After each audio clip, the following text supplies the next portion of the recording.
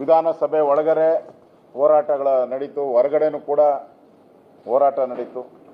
ಯಾರು ದಿಕ್ಕಿಲ್ದವರಿದ್ದಾರೆ ಕೇಳಕ್ಕೆ ಅವಕಾಶ, ಸಂಘಟನೆಗಿಲ್ದಂಥ ಭಿಕ್ಷುಕರು ಹಣನೂ ಕೊಡೋಕ್ಕೆ ಯೋಗ್ಯತೆ ಇಲ್ಲದೆ ಇರ್ತ ಸರ್ಕಾರ ಈಗ ಲೇಟೆಸ್ಟ್ ಆಗಿ ಈ ಶೋಷಿತ ಸಮುದಾಯಕ್ಕೆ ಕೊಡಬೇಕಾಗಿರತಕ್ಕಂಥ ಕಂದಾಯ ಇಲಾಖೆಗೆ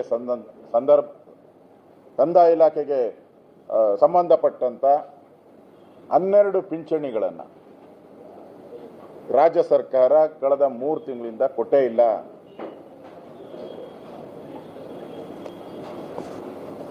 ಈ ಪಿಂಚಣಿಗಳ ಬಗ್ಗೆ ಸರ್ಕಾರದ ವಕ್ರ ದೃಷ್ಟಿ ಬಿದ್ದಿದೆ.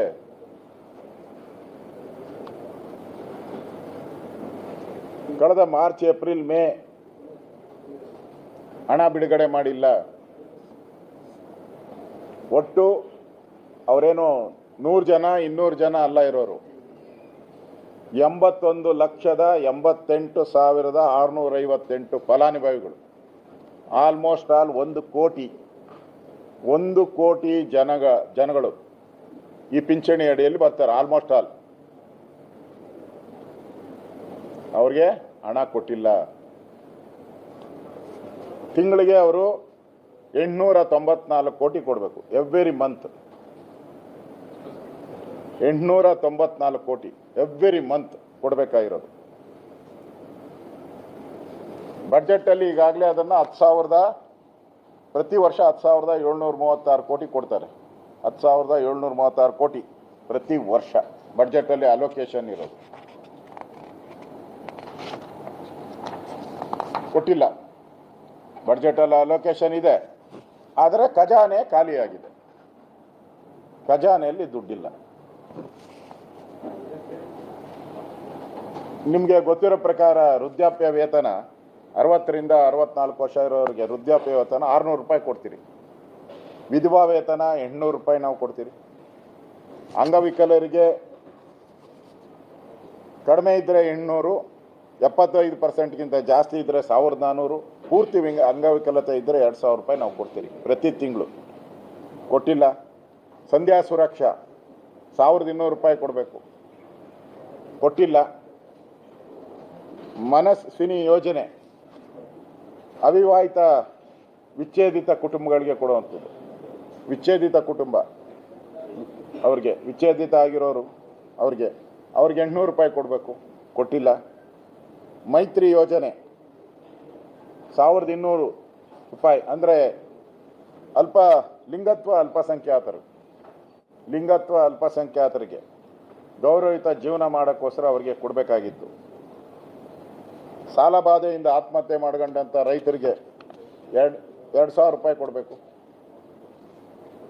ಆಸಿಡ್ ಒಳಗಾದಂಥ ದಾಳಿಗೆ ಅವ್ರಿಗೆ ಮೊದಲು 3,000 ರೂಪಾಯಿ ಕೊಡ್ತಾಯಿದ್ರು. ನಾನು ಕಂದಾಯ ಸಚಿವನಾದ ಮೇಲೆ ಇಲ್ಲೇ ವಿಧಾನಸೌಧದಲ್ಲಿ ಒಂದು ಕಾರ್ಯಕ್ರಮ ಮಾಡಿ ನಾನು 10,000 ರೂಪಾಯಿ ಕೊಡ್ತಾ ಇದ್ದೀನಿ. ಪ್ರತಿ ತಿಂಗಳು 10,000 ರೂಪಾಯಿ ಆಸಿಡ್ ಒಳಗಾದಂಥ ಹೆಣ್ಣುಮಕ್ಕಳು.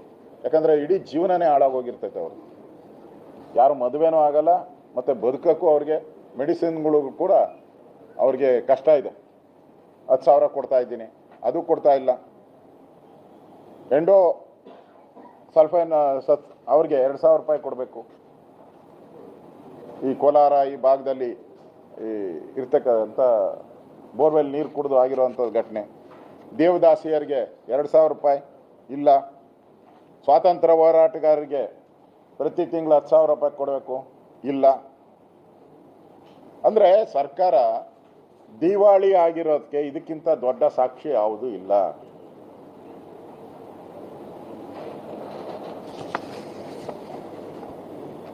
ಇನ್ನು ರಾಜ್ಯ ಸರ್ಕಾರ, ನಾನು ಇದೆಲ್ಲ ಮಾಹಿತಿಯನ್ನು ತಗೊಂಡು ರಾಜ್ಯ ಸರ್ಕಾರದ ನಾನು ಸರ್ಕಾರ ಮಾಡಿರೋ ನನಗೂ ಒಂದಷ್ಟು ಮಾಹಿತಿನ ನಾನು ಕೇಳಿದೆ.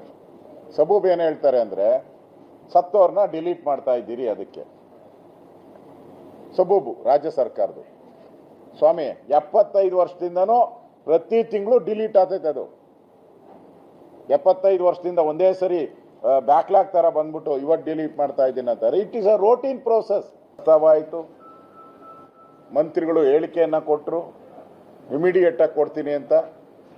2 ಅಧಿವೇಶನ ಆದ್ರೂ ಅದ್ರ ಬಗ್ಗೆ ಚಕಾರ ಇಲ್ಲ.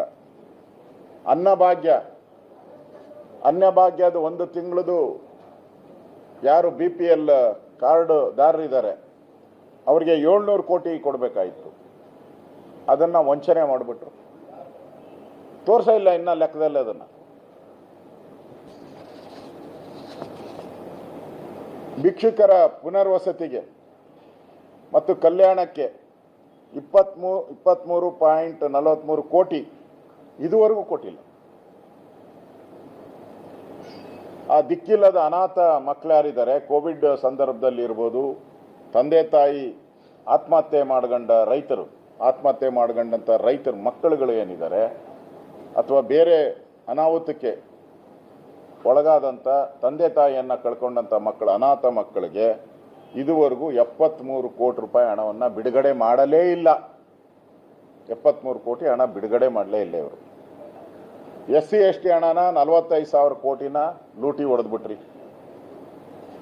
ಮತ್ತೆ ರೈತರಿಗೆ ಪರಿಹಾರ ಕೊಡಬೇಕಾಯಿತು, ಸಮೀಕ್ಷೆ ಹೆಸರಲ್ಲಿ ಇನ್ನೂ